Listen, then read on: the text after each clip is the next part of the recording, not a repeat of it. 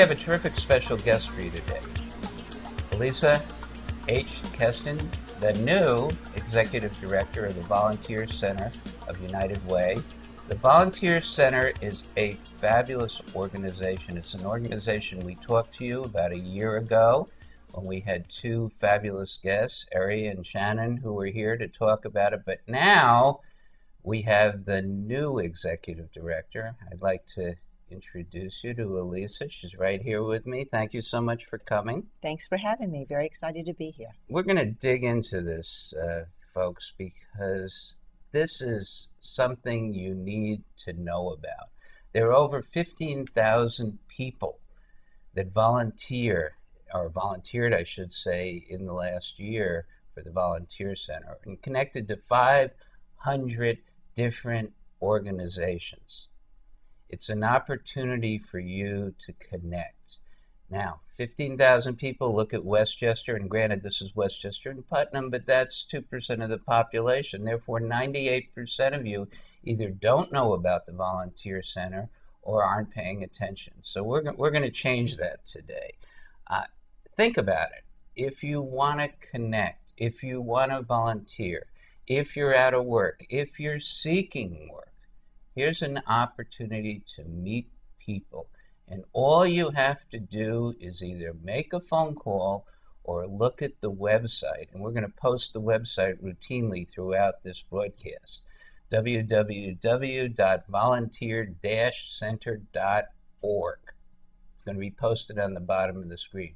If you want to connect, if you want to get involved, this is the place. Now, Lisa just became the executive director at the beginning of this year. This is a big job. You were on the board for years. You were also serving as the chair, so it's, something you knew. But to run it is a whole different ball of wax, as we say. So welcome on board. What are you going to do to make it different? Well, I'm going to start, I think, with the basics.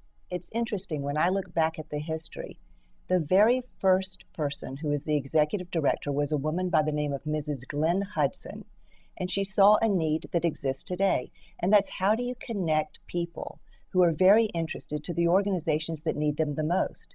She started out at the YMCA on Mamaroneck Avenue with a donated table and a donated phone. And she wrote in her diary that first day, "I'm so excited. I connected Miss Olga," I don't remember her last name right now, "to a music therapy opportunity. If that doesn't work out, I'll call the library." And that was in February, 60 years ago. And at the end of that month, they already had 100 volunteers volunteering in a dozen organizations. So it was about connections then, and it's about connections now. Of course, I have the advantage of having a very dedicated, wonderful staff. I have the internet. I have wonderful opportunities like this to tell the story and make more connections, because the need is great and growing greater every day. Now, your organization moved. Originally, it was on Central Avenue, White Plains. Now it's near TGI Fridays in Tarrytown. Can you tell everyone the address if they want to go visit? Absolutely. Some of us still remember Mamaroneck Avenue and Central Avenue, and now we're at 220 White Plains Road. That's in Tarrytown. And more people than you would imagine say, "Oh, where TGI Fridays is, I know exactly where it is." It's in a Mac Cali building, and I have to say Mac Cali has been wonderful supporters of our work and the Volunteer Center. And I think that's important. I think corporations, individuals, all kinds of people and groups can get involved. Now, a lot of our viewers are going to say, okay, it's fine, this is interesting, but what does it have to do with me?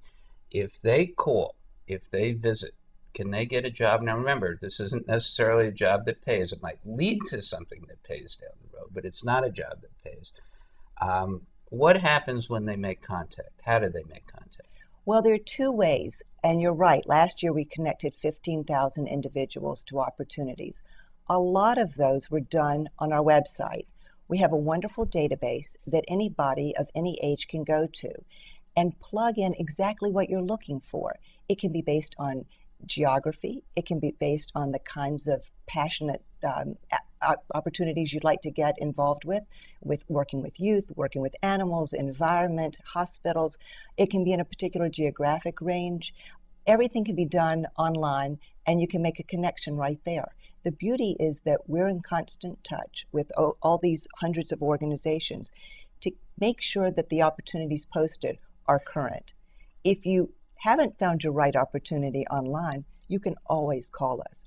Okay, but let's be very clear about this. If you're out of work and you're sending resumes and looking for a job and kind of waiting, if you want to volunteer, volunteer. If you're retired and you're sitting at home and you're not doing anything, if you want to volunteer, volunteer. If you're a student and you've got available time after school, volunteer. If you're looking for something to do this summer, volunteer. These are all the things you can do. Now, the Serve America Act passed about a year ago. It was hallmark legislation. Actually, I think President Clinton was very involved. It was passed under the Obama administration. The goal was to, within 5 years, take AmeriCorps from 75,000 positions to 250,000 positions. They were talking about working in healthcare, education, energy, even things for the military, economic opportunities. Have you seen any of this flowing your way? Is it connected with your organization in any way? Absolutely. And I saw it you mentioned that I was on the board first, so I've been watching this phenomena for a year. Having a national call to service was incredibly important throughout the country, and nowhere more important than in Westchester and in Putnam. We saw our numbers spike in terms of the people who went to the website, the people who called, and the people who made connections. A lot of people who were energized by the presidential campaign continued those connections and have worked with us in groups to do some really important things. So we've seen an increase, and we've seen the maintenance of that increase over the course of the year. Now, at the same time, we've seen really drastic plummets in the economy. A lot of people out of work, a lot of people searching to build skill set. So at the same time that we have this national call for service, we have people who are looking to volunteer either to boost a resume, make a difference while they're looking, or find a new set of skills and passions to help. And that's a very important part of the kinds of people that we work with and the programs that we do. Now, the Volunteer Center divides your types of volunteers, at least the way I look at the website, into 4 categories.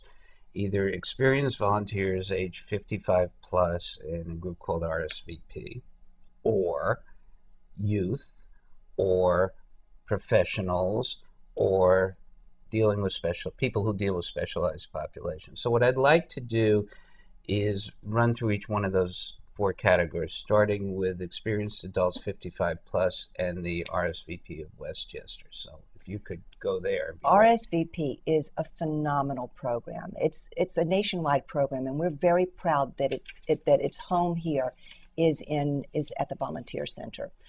We have staff dedicated to the RSVP program, Ariadna Camacho, who was on your program earlier. And we have wonderful volunteers and board. Dr. George Goldstein is the current chair of that committee.